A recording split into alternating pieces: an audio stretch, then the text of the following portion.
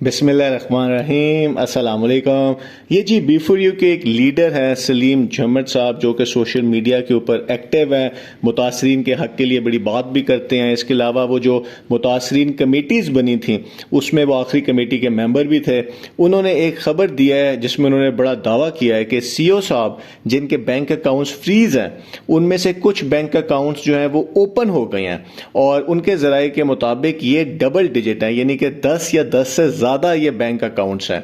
तो उनका कहना है कि जी एक तरफ तो कंपनी ये कहती रही है इतने अरसे से कि क्योंकि हमारे बैंक अकाउंट फ्रीज हैं इसलिए हम आपको पैसे नहीं दे सकते, और जब कुछ बैंक अकाउंट्स ओपन हो गए हैं और फिर भी वो पैसे नहीं दिए जा रहे, तो फिर जब इनके सारे बैंक अकाउंट्स ओपन हो जाएंगे और ये केस ख़त्म हो जाएगा तो फिर आपके साथ क्या सलूक होगा। तो ये उन्होंने बात की है।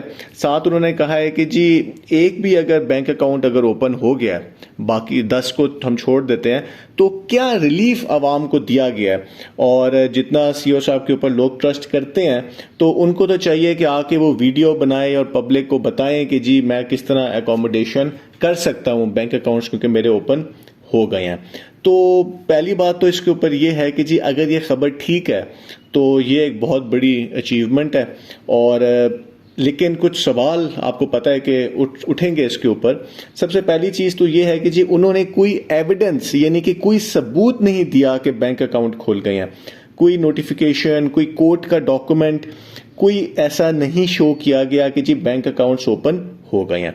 और दूसरा पॉइंट ये है कि जी ये अकाउंट्स वो अकाउंट्स जो नैब ने फ्रीज किए हैं उनके ऊपर नैब में इस टाइम के ऊपर ट्रायल चल रहा है, और ट्रायल के अंदर बैंक अकाउंट्स इतने इम्पॉर्टेंट हैं और उनको एज अ सबूत के तौर पे लिया जा रहा है, और जो बैंक के एम्प्लॉयज़ हैं उनको गवाह के तौर पे पेश किया जा रहा है कि नैब की तरफ से, और उनको अदालत बुला रही है कि वो आके बताएं कि जी किस बैंक अकाउंट में कितने पैसे किस किस टाइम पे आए हैं।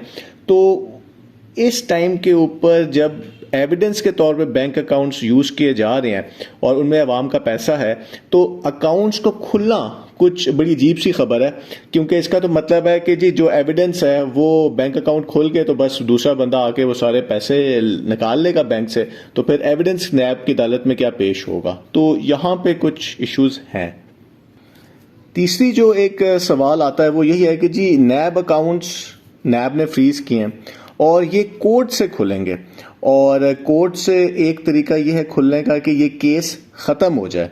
जब केस ख़त्म हो जाएगा और CEO साहब केस जीत जाते हैं तो ये उनके हक में ये बैंक अकाउंट्स खुल जाएंगे। तो इसका मतलब है कि नैब ये साबित ही नहीं कर सकी कि अवाम के साथ कोई पब्लिक चीटिंग हुई है, अवाम के साथ कोई फ्रॉड हुआ है, और वो बिल्कुल केस जो है एक तरह से ख़त्म हो जाएगा। तो उस टाइम पे या ये बैंक अकाउंट खुलेंगे, और अगर CEO साहब ये केस किसी वजह से नहीं जीतते और ये केस नैब जीत जाती है तो फिर नैब जो है इन अकाउंट्स का कंट्रोल करके वो लोग जिन्होंने एप्लीकेशंस दी होंगी उनको नैब पैसे वापस करेगी, जैसे बाकी कंपनीज के अंदर वो करती है।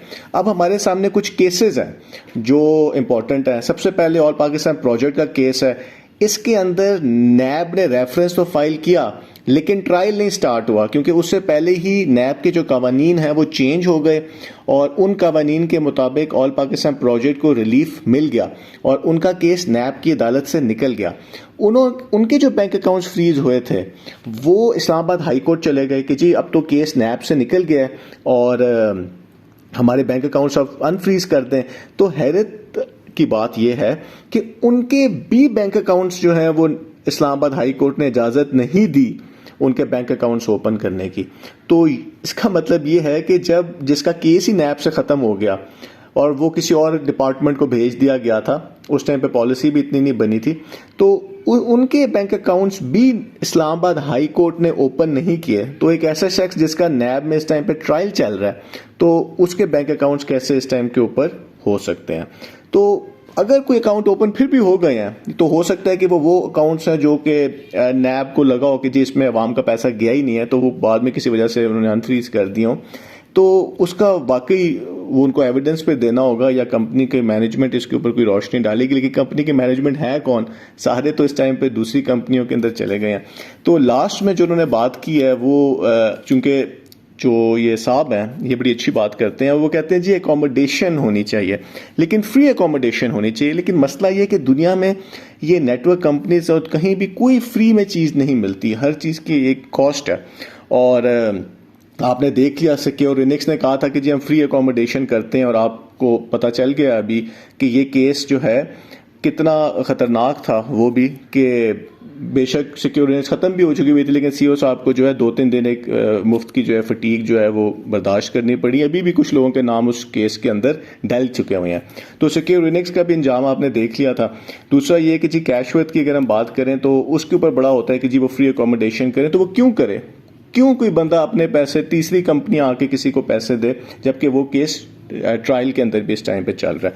तो ये थी जी एक अपडेट जिसमें दावा किया गया है कि इनके बैंक अकाउंट्स ओपन हो गए हैं, लेकिन जो ग्राउंड रियलिटीज़ हैं उसमें ऐसा लगता है कि शायद उनको कुछ एविडेंस देना होगा, या हमें कुछ और एविडेंस मिलेगा तो फिर हम इसके ऊपर कमेंट सही तरह कर सकते हैं। बहुत बहुत शुक्रिया।